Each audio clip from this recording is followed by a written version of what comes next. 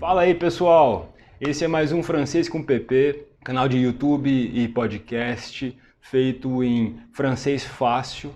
Tem um tratado de cinema. Hoje a gente vai falar do Set de Chicago. Allez, c'est parti!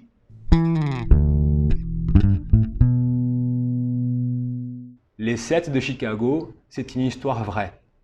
Le film évoque les tensions politiques et raciales aux États-Unis à la fin des années 60, mais qui nous rappelle regrettablement notre période actuelle. Alors, qu'est-ce qui se passait à cette période? Tout d'abord, il y avait la guerre du Vietnam, une guerre très contestée où un grand nombre de jeunes Américains ont perdu la vie et qui a profondément divisé les opinions. C'est aussi une période où le thème de la conscience raciale était très présent.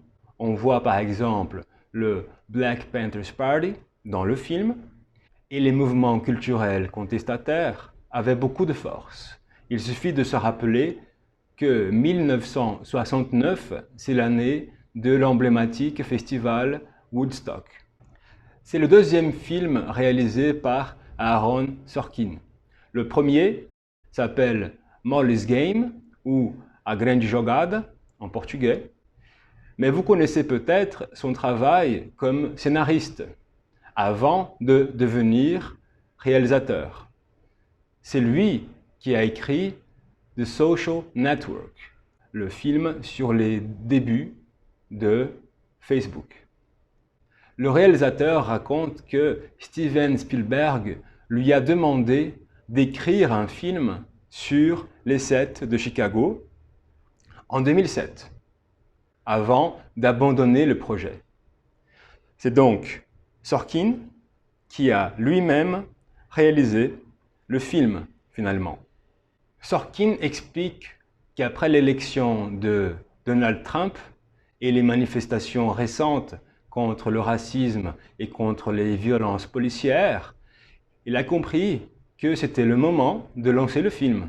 Le pays est aujourd'hui profondément divisé et c'était le cas aussi à la fin des années 1960, période où se passe le film. Mais qui sont les Sets de Chicago? À l'époque, dans les manifestations contre la guerre du Vietnam, il y avait parfois des conflits entre les manifestants et la police. Les Sets de Chicago sont des jeunes militants de gauche qui sont entrés en conflit avec la police de Chicago en 1968. Ensuite, ces 7 leaders activistes sont accusés par le gouvernement du nouveau président Nixon de conspiration. C'est surtout l'histoire de leur jugement en 1969 que le film raconte. C'est un film très bien fait, avec d'excellents acteurs. Vous allez peut-être vous étonner de voir que Sacha Baron Cohen sait faire plus que jouer Borat. Il peut même gagner dans la catégorie meilleur acteur secondaire.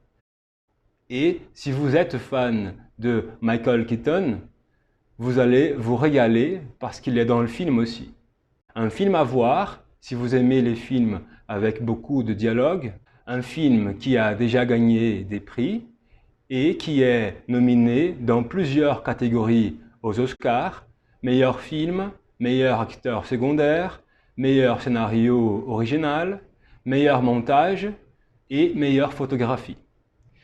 La bonne nouvelle est que le film est diffusé sur Netflix, donc il doit être disponible pour beaucoup d'entre vous.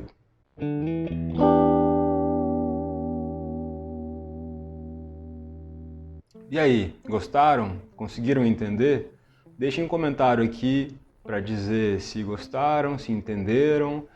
Se gostaram, deixem um like, compartilhem, se inscrevam no canal. Me siga no Instagram, no Facebook, Francês com PP. E se você quiser ter aula de francês comigo, é só entrar em contato. Até a próxima! Merci et à bientôt.